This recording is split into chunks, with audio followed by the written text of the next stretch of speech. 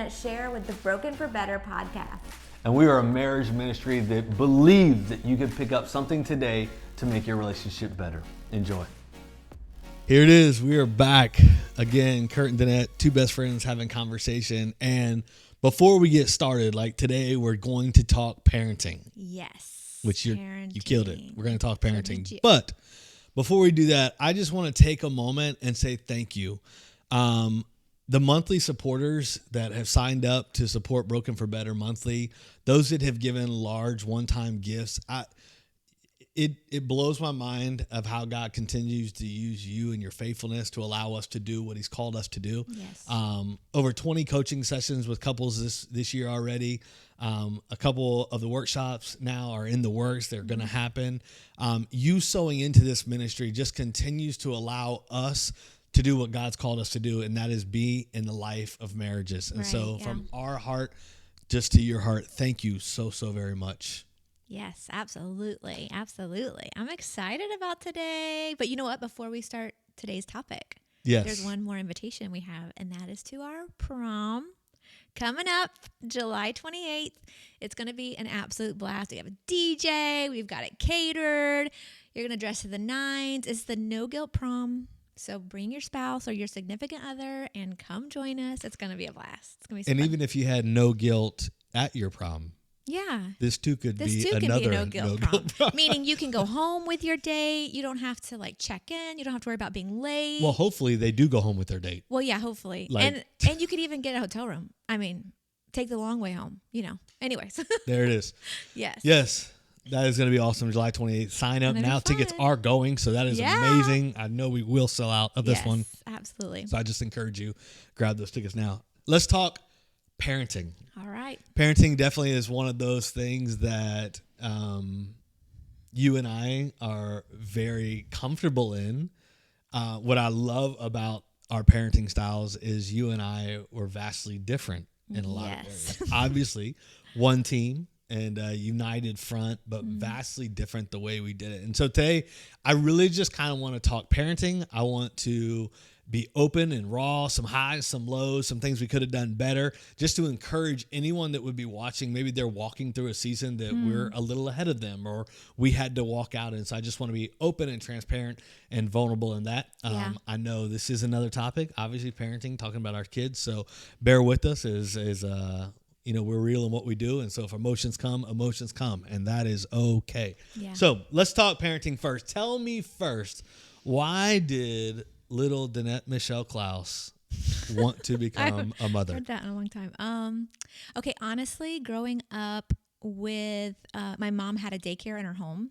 So I had little ones around me all the time. I loved the little ones, but I'm going to be honest. There was a season where I thought, I do not want to be a mom. There was so much, so many kids, so much, goes into, and I got to see firsthand, talk about, great birth control. I got to see firsthand how much work goes into, and sacrifice goes into taking care of a little one, raising a little one. And so there was a season, in my older, teen years that I thought, I do not want to be a mom. And if I do, I'm going to have maybe one kid. But, this is too much work. And then I know it really switched, but then I get married, fall in love, and I couldn't imagine anything better than just having a family with you. Starting a family, having a little Kurt run around. I wanted one so bad. Watching my brother and then sister-in-law have a little one, really gave me baby fever. And I was like, I think I'm ready for as many kids as I can have. And 3 was the number. 3 was the number. 5 was my desire. Yeah, and then we stopped at 3. We stopped at 3 and realized that was enough for us. Yeah. I think for me, growing up, I always loved kids. I loved being around them. Our family was big, so there were always kids around as well. Yeah. Neighborhood kids. And I think you just kind of grew up knowing this is kind of the energy that I always want around me. This is the life that I want to live, a bunch of little munchkins. And I wanted them to do the things that I did, to grow up, to play baseball, and to do these kind of things. That's what your dream is. Then I had my first one, and he absolutely hates baseball. So that was a whole little thing we had to do. He liked it when he was little. And he's little, yeah. Then he's like, this is boring. I want something different.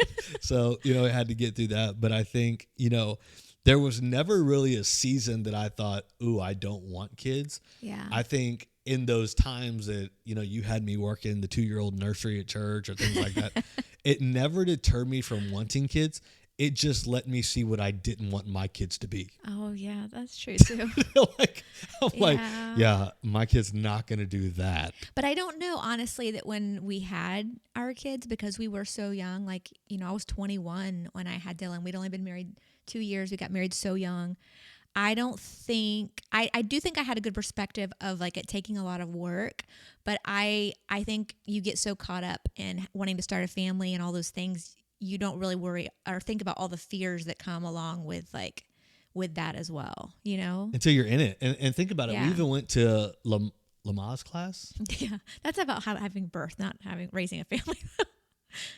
But it was definitely about having birth. Yes. Kurt was a fan. Kurt was not a fan. He almost passed out. Kurt was not a fan. He almost passed out in Lamaze class and in all 3 deliveries. So. Okay. But I love you. So there's Kurt on blast. All right. We'll just almost passed out. There it is. What I was getting at was that nothing prepares you for what you're about to watch. Even if you've gone through all the education, like this on-the-job training, now we're here. Now I have to make a decision for this child, and it's a decision that I've never had to make before and I've never seen made before. Yeah. So every day was like this new venture of going, oh, what would you do? And we call your parents or we call my parents and, hey, what did you do? And then there's like, well, I'm never going to do it like my mom did. And then you do it just like they did, Right. But it was like this. And I think that's, where people get lost a lot. We expect that we know how to parent and we expect that we'll get everything right when the reality is you're doing it for the first time. You're not going to get everything right. Yeah. You will fail in some areas. Now you try to make those failures few and far between and not, life altering, but you definitely remove that label of you're going to be the perfect parent because no one is. Yeah. I remember them handing me Dylan as they rolled us to the, exit to leave. And I remember thinking, you're just going to send me home with this baby? You didn't even give me a handbook. I remember just, feeling like I took more tests to prepare for my driving test than I did for this. You know what I mean? They don't really quiz you to see if you're even of sound mind. They're just like, here you go. Car seat's safe. And you're like, okay, do you even know that I can do this? And I think, when I look at car seat these days, our car seat didn't look anything like the car seats of these days. No. It was like 2 straps and a buckle across their we're chest. not that old. You're making us seem like it was still riding the front seat on my knee. No, they were different, but definitely we're not that old. I mean, dude, those things now are big time. So give me this. Give me one of your biggest. So you wanted to be a parent. I wanted to be a parent. It's great. We did the things necessary to become a parent. Oh, brother. But give me one of your biggest fears. What was one of those fears that you thought to yourself, oh, if this was going to determine it would be because of this reason? I think it wasn't until that first night home that I realized I don't want to mess this up. I want to be the most perfect mom I can be. You killed it. I just wanted to do everything I could in my power to make the most of every single moment and to protect them. And you realize how much is out of your control when you have this little one placed in your lap. And it's the most beautiful gift that you could ever be entrusted with. And yeah. Yeah, I think for me, and it's funny you say to protect, because I think for me, I remember thinking, hey, we're going to have a kid. And Denette was very clear. She's like, okay, well, I'm called to be a stay-at-home mom, and we've talked about that before. And it was like, we cut our salary literally in half. And I remember one of my biggest fears was being able to provide. And then in this moment of going, oh, now we're cutting our salary in half.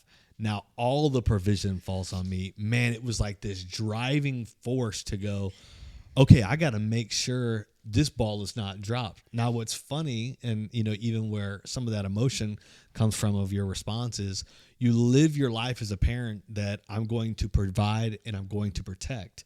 And here we are a year removed feeling like all we ever did was put our kids in a position to provide and protect them. And we did run up against a scenario that we couldn't protect them. We do realize how much it is literally out of our control. Right. But you live your life, man, holding on so tight, so tight, so tight. And then, you know, in a moment you can realize, wow, I really, like, I did all I could, but there are some things that are just out of that control. There's definitely moments like that, though, all throughout. Like, I think, you know, that first night when, you know, that first night that I couldn't quite figure out what Dylan needed and I couldn't get him to stop crying. I remember thinking, oh my gosh, I'm going to mess this up. Or, oh my gosh. I was thinking, is it okay to spank them?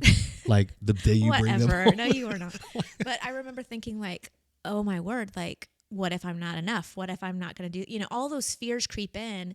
But then there are moments when they get that first cold or they run that first fever or they have their first broken bone. And Lord knows our boys had all the broken bones, you know, because they were wild and boys. But thinking, okay, there's only so much I can do with this gift, you know.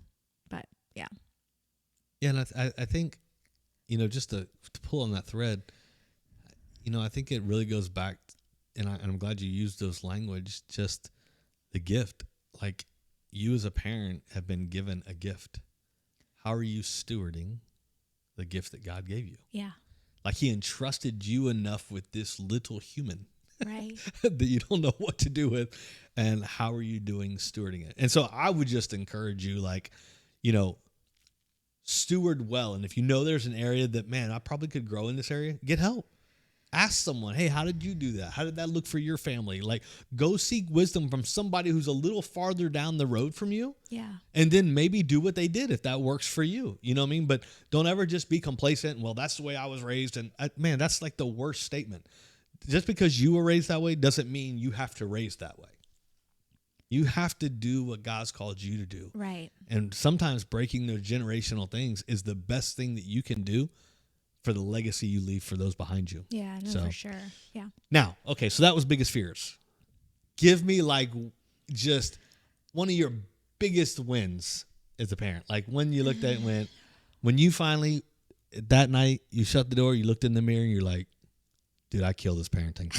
I don't know that I had like one. I think for me. Oh, there were bunches of them? I'm so good, guys. No, so many wins. I'm kidding. I think for me, when I saw our boys becoming friends and caring for each other, like to me, I would be like, we're doing something right. Yeah. Like when I saw them stand up for each other, or I saw them, you know, of course they're boys. They would, you know, have their arguments, whatever, behind, you know, closed doors and whatever. But for the most part, they genuinely fought for each other and were friends. Like, you know, when they weren't getting on each other's nerves. But I think seeing them be compassionate to each other, sometimes even serving the other one or using language about how great their brother was, for me, I felt like we're doing something right. Like they're figuring out how to be there for someone that is always going to be a part of their life, you know? Yeah, you know, mine was kind of the same way. I even in those disagreements that they would have, I can only remember one time that it got really like disagreeable. But what I loved was even through those disagreements, how they always processed together. Yeah. And it was, okay, we needed some time apart. Hey, go do your thing, I'll do my thing. But then it was always circling back around, and then which is guys in general, honestly. Like we'll fight you, we'll roll in the dirt and we'll fight you, and then we're gonna stand up and go play basketball together. It's true. The weirdest thing. That is true. We did use a get along shirt for a small season. For those that don't know, do you explain remember the what get a along get shirt. along shirt is? So we had 3 under 5 at a certain point, and there were little boys that needed lots of energy to get. So they would fight, you know, over like toys or whatever. Nothing like knock down, drag out, whatever. But we had a get along shirt. It was like a 3X shirt, and it was written on with a black Sharpie marker, get along. And one of them had to put one arm in one side, and and they had to just make decisions to compromise and get along. They were either going to kill each other or they were going to get along. And you know what? They got along. After so long, they would finally realize, okay, Mom's not going to let us get out of the shirt until we work together. Hey. And so even if they faked it till they made it, they figured out a way to get along for long enough to get out of the shirt. But I think you and I should get a get along shirt. You think so? A 2X. Oh, okay. All right. That's a different subject for a different Okay. day. No. And then when we get along, we can take the shirt off. Okay. every time. Uh, No, we're good. yes, I do remember the Get Along shirt. That's The awesome. Get Along shirt. Okay, Yeah. so tell me, this is going to be I need you to be a little vulnerable, a little transparent. Okay. Let them see a side of D that maybe they don't. Give me a time when you really look back at your parenting and go, I might have missed the mark on that. And you grew from that moment. Definitely, I could be too emotional. And like my identity became, because I think of the fear of making mistakes or getting it wrong or not being the best mom, of wanting to break off generational things and like hold the line. Like I think there were times that I definitely would lose my cool and get too emotional about things that really at the end of the day just weren't that big of a deal. Yeah. And especially like those early days with the chaos of all the little ones, realizing, because those are the days I miss now, the loudness, but just keeping your cool in those moments that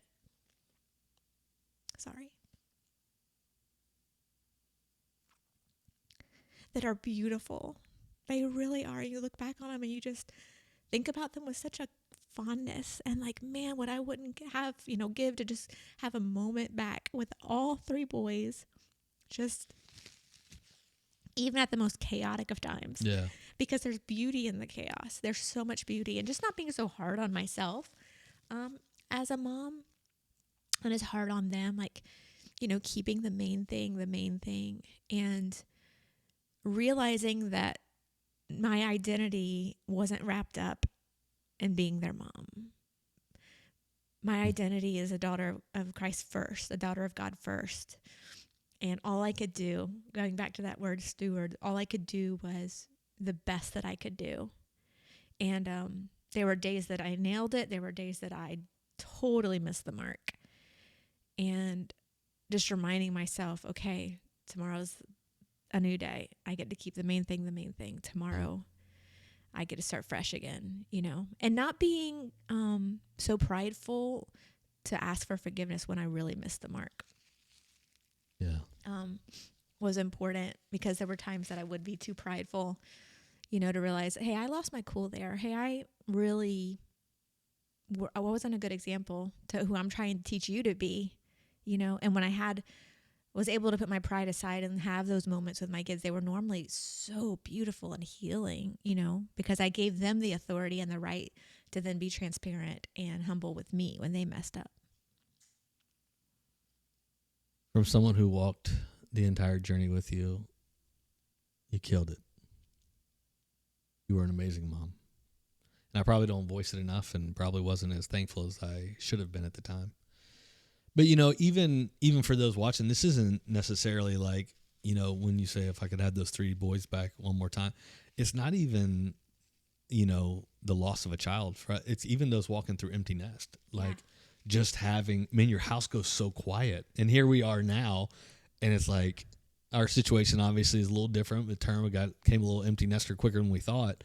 But the home just isn't what it used to be. Yeah. And so having to wrestle this new identity with like, man, what does that look like for us now as we navigate, now coaching our kids, because we're in a different season of life and we don't have those same things, because those are the things that you miss. And I'll tell you, for any dude out there and any mom watching, it's like, as much as you want that thing, like you come home after a long day and you just want to sit and be quiet because all you've heard is people all day, know that there will be a day that you look back and come home and wish you could just hear that screaming one more time. So embrace it, enjoy it, love through it, and make those memories. So for me, I'll tell you, there is one that I will never forget as long as I live, because it was like that moment where I went, oh my gosh, that will never happen again.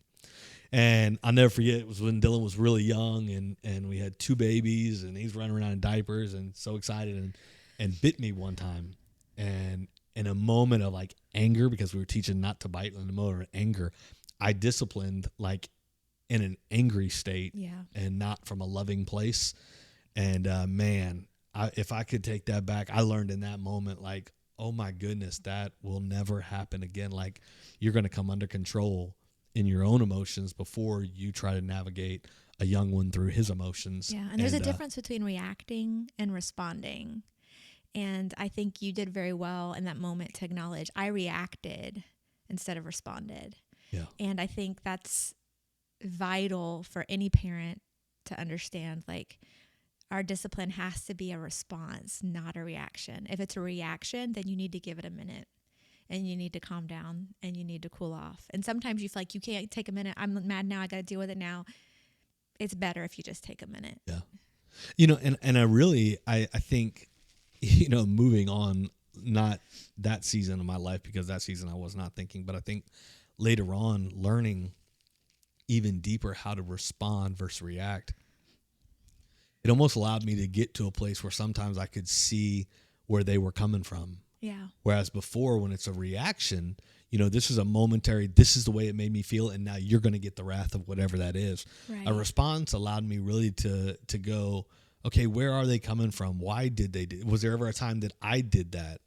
Oh, wow, how was it dealt with me? Okay, now, it just allows so much. So now two level heads are coming together. One knows that there's going to be consequences for actions. There has to be discipline. Right. So one knows that, but now the one doing the disciplining also knows I can do this with a love and a grace. And so learning that reaction and responding was very key, but it came in a very, very sad moment. Yeah. So wish it hadn't happened, but it did. Give me, when you think of a parenting style that you see is really beneficial. And again, now please hear this. Parenting styles, everybody's going to do it differently. You're going to raise your children different than we raised ours.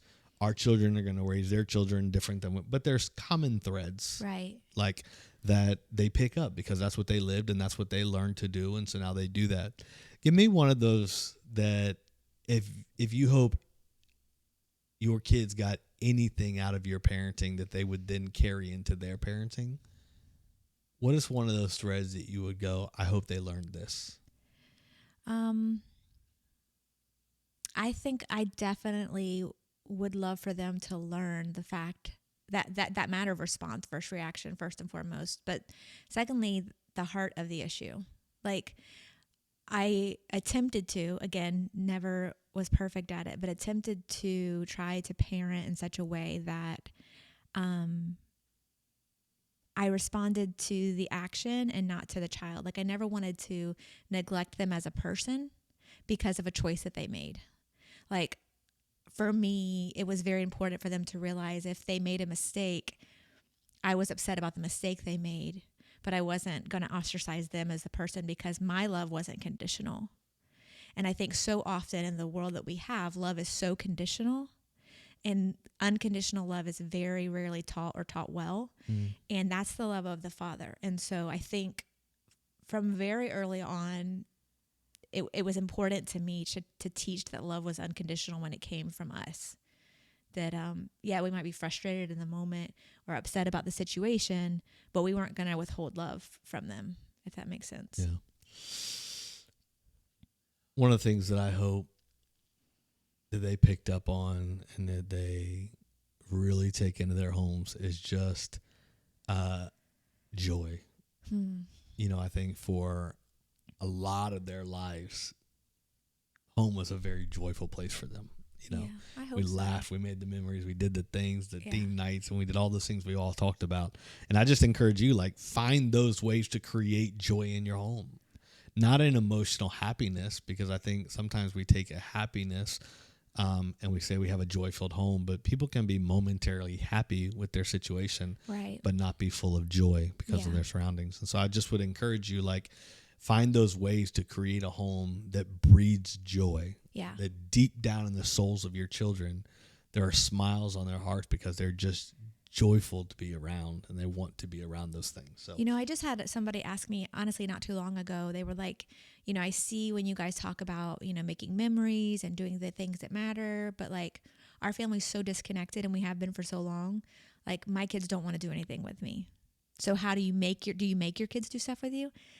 And first off, that was hard for my heart to hear, but I think communication, even if you've gotten so far down the road, let's say maybe you've had a chaotic season and you realize, man, we just really aren't connecting as a family, or we really aren't, on the same page, like sitting your kids down and saying, hey, I want to reconnect. How do we do this? Like, how can I breathe life into you? And sometimes they might say, I don't know. And so you might have to come up with, suggestions or ideas. But what's important to me, maybe going, or maybe important to you, going and sitting at the beach wouldn't breathe life into my kids. They don't want to do those things. So what breathes life into them? Because we only have them for such a short time. It's important to build community with what's valuable to them, I'll never forget when Tito told me one time I was having an issue with one of my kids, and we just were not seeing eye to eye. And it was really tough in that season. And I remember telling him, like, bro, we're like oil and water. This just ain't working. And I'll never forget Tito just telling me, when's the last time you dated your son? And I was like, date my son? No, like you date your daughters. And he goes, exactly. Yeah. And you need to date your son. And don't go do the things that you want to do. Do the things that he wants to do. Yeah. And man, it was like, oh, yeah, maybe. For so long we say, get in our world. It's our rules and it's our world. And this is the way we're going to do things because I said so. So like their whole lives are growing up in an environment where we say, hey, get out of your world and come to mine, like it or not. And dating your child meant me getting out of my world and going to theirs. Right. And it was just, probably so elementary that I was like, oh my gosh. So there I sat, and I'll never forget playing video games and doing the things that they want to do that I really could care less about. But really I just encourage you, focus. like, don't just say, oh, they're past that. No, they want to know they have value. Yeah. And so as the adult, I would put it on you to go find ways to speak value, find what they want to do, take them to their favorite place. Watch them open up as you get in their world. They want to talk about their world. Right. They just want to make sure they're talking to someone who actually cares about their world. And if the only time we're spending time with them is something that gives value to us, help me do this, help me clean out the garage, help me blah, blah. They don't want to be hanging out with us. I'll tell you that. Dude, oh my gosh. I think every Christmas when we would take down the decorations. I know. They hate it. I think every Christmas as we're setting it up, and I think we're spending great quality time. I'm going to buy you Chick-fil-A for lunch. Like, this is great quality time. I think I heard no less than 12 times when I move out, I'm never coming back to do this. I'm like, yes, you will, because you love me and we're creating memories, and I bought you Chick-fil-A. And I think it was, I'll buy my own Chick-fil-A. I'm not coming back to do this. So, yes, don't have them come to your world all the time. Right, yeah, for sure. So, I'm a huge fan of yours. If you didn't know that, I'm a huge fan of yours. Oh, look at that. Tell me, if you could encourage a new mom, like you got, and my daughter-in-law is doing the podcast of this, so let me just take a moment to say, listen well, Emmeline. Listen well. If you could encourage a new mom and just really breathe life as they're now about to take those steps. Okay, first off, to clarify, that was not an announcement of any sort. Oh, that was like just... No, that was me prophetically She's speaking. taking notes, prophetic speaking, okay? Just making sure. So she doesn't have any questions like, what? Yeah, okay. Yeah. Sorry, if you were a new mom... Could you imagine if I ousted someone like that? I know, that would be awful. No. Anyways, okay. Wait, what was I right? Oh, okay. Give a new mom advice. How would you encourage that heart that's about to walk into their biggest, like the happiest they'll ever be, but also probably the scariest they'll ever be? It would be two things. First thing would be your best posture is on your knees. You're going to have so many seasons in that child's life that you'll be just wringing your hands. And I always say, you're leaving a season, but you're stepping into another one. The baby season comes with the toddler season, and then the toddler season comes, with school issues and all those things. But stay on your knees and don't belittle prayer. The Holy Spirit, I think, so many times gave me wisdom or would bring things to mind that I didn't know was happening with one of my kids or something like that. But just don't belittle it. There were so many nights that you probably have no idea of how many, maybe you do, I don't know, nights that I would crawl into the room when they were asleep and just pray over them.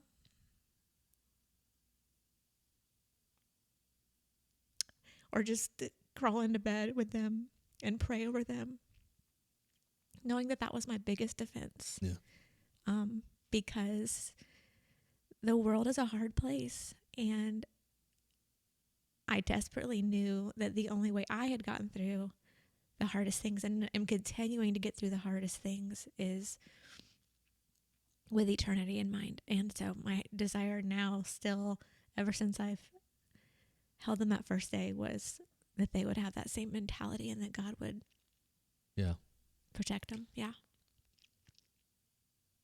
That was a great one. I know. Sorry. That was kind of deep. Mine was not that. I have another one too, but you go first, then I have another one. Well, you said I have two. I know, and then I got stand your knees praying, and then keep praying. I know, So, but no, that's not two. I have another one, but keep going. Your turn now. Let me dry my eyes while you go. mine, I think, would be specifically to the dads, and I do have, a couple things, and one is value the time that you have.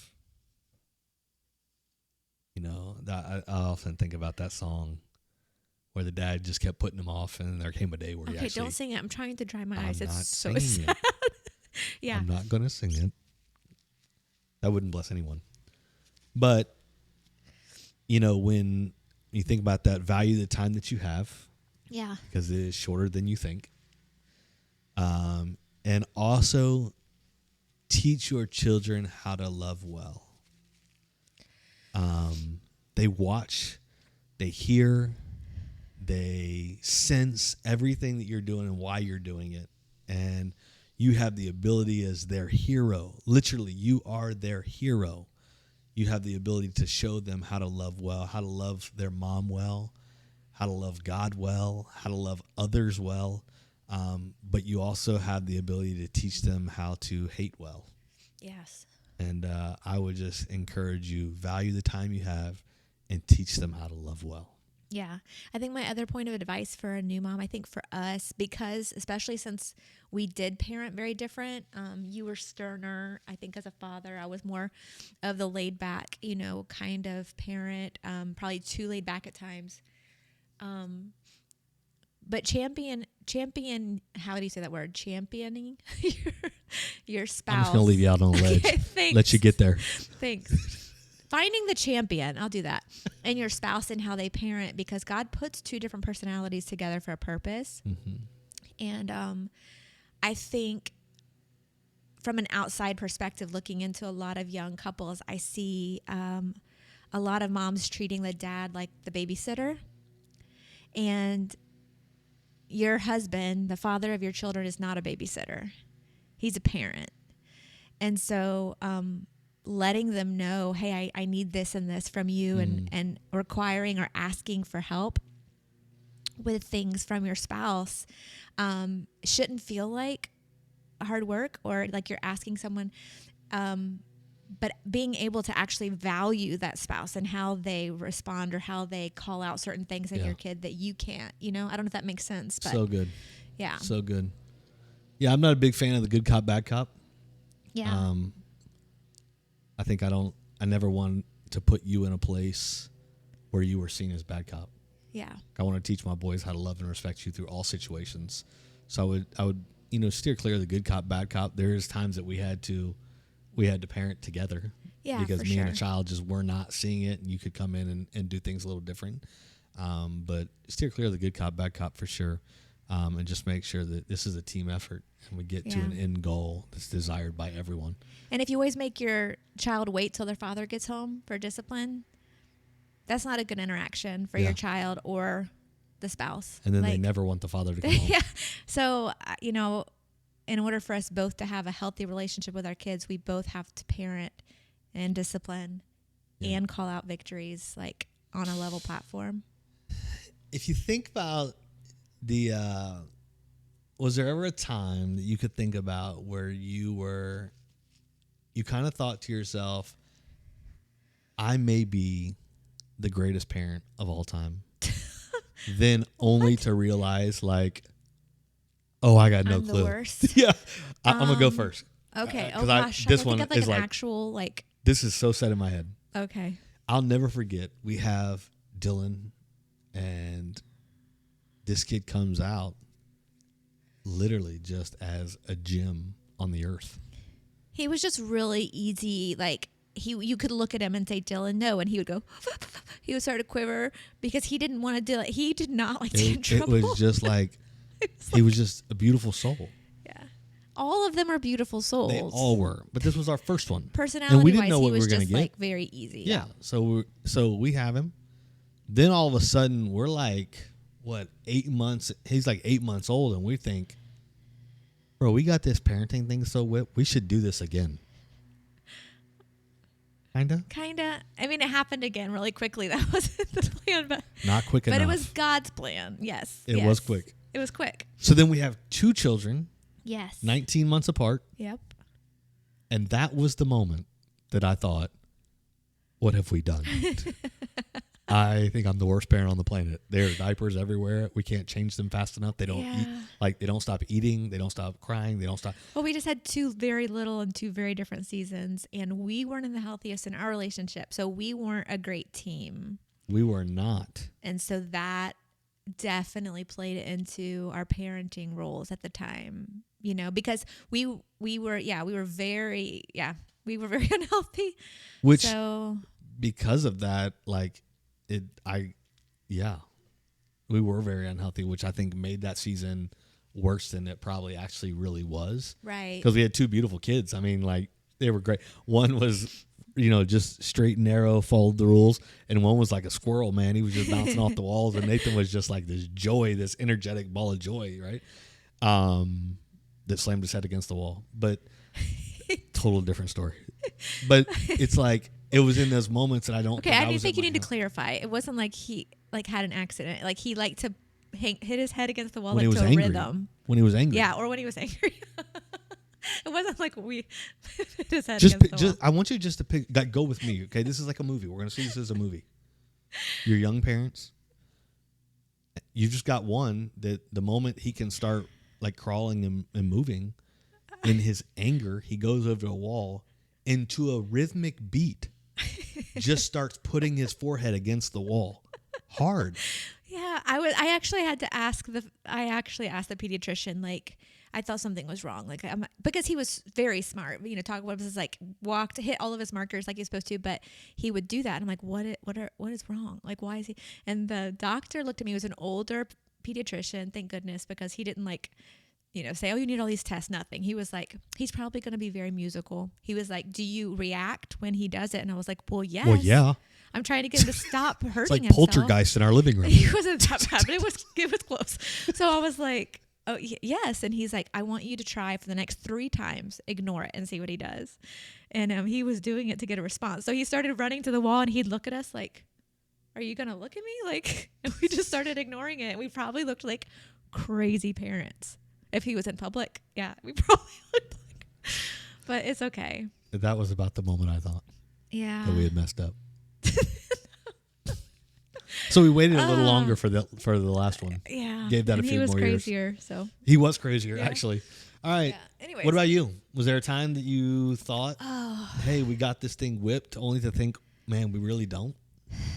It's so hard because I really feel like it was kind of on the daily. Like we would have wins and I'd think, nailed it. Like, we're doing this. And then like the next day you'd get the call from like the middle school principal that was like, so we need to have a chat. And you're like, oh, we are awful. You know? So it was like this give and take that was like, you know, so I think that's why your identity cannot be in your successes and failures, but just knowing that you're doing the very best you can do, because they are individual little humans and souls that God created that have their own desires. And I think that's something that we could probably even talk about, that a whole thing by itself is just labels and identity, because I think for a long time that like that's something you've battled with for sure. I still struggle with it. Yeah. I still struggle with it. Yeah. And, you know, and I would say, man, enjoy being a mom, like embrace that title and that season of your life. But just very, very briefly, you know, wearing that as a label, making that your identity.